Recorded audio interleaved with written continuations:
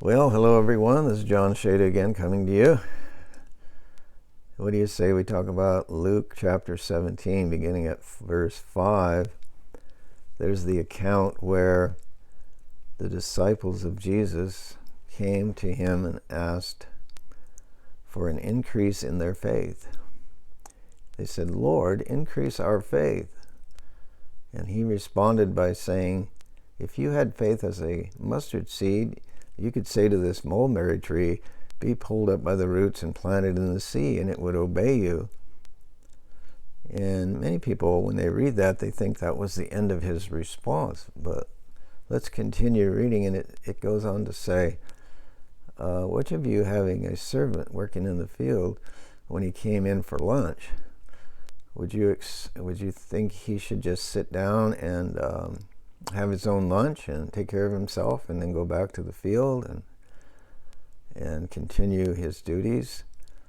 Or wouldn't it be better if he made his master lunch and looked after his master's needs, made sure he had everything he wanted to eat and drink before he even looked after himself?"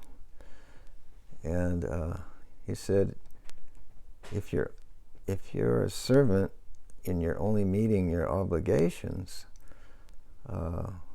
no one would reward or thank a servant if he's only doing what he's required to do.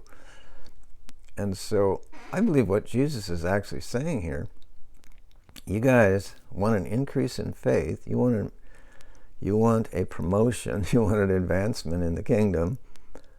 Here's how to get it. You take the small seed of faith that you have and you plant it. And here's how you plant it: by exceeding your obligations. What the servant was doing as duty was like he was paying his debt back. He was paying his debt back. So he wasn't making any kind of an investment. He's only paying his bills, so to speak. And so he said, if you want to increase in your faith, you want to increase in your authority, you have to make an investment. So you take this seed of faith that you have and you invest it in by surpassing your obligations.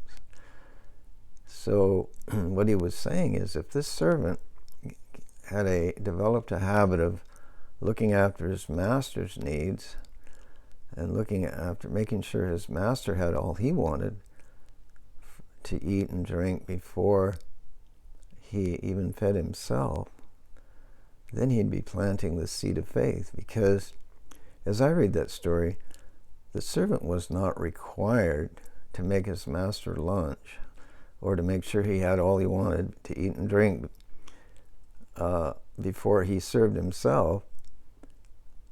The story was an illustration of how we exceed our duties or our obligations, and in the process, the extra that we give is like an investment that returns to us as an increase. He said, who would reward a servant? Who would give a promotion to a servant who's only barely meeting his obligations? He says, I don't think he would do that.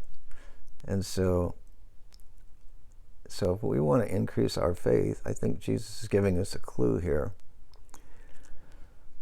So as an example, if we just pay our bills, if we have a monthly check and we have monthly bills and we just pay our bills and we don't make any sort of an investment, and we just live our life that way, we can live our whole life without ever having an increase in our wealth. We're just kind of living from hand to mouth, from paycheck to paycheck. But Jesus doesn't want us to live that way.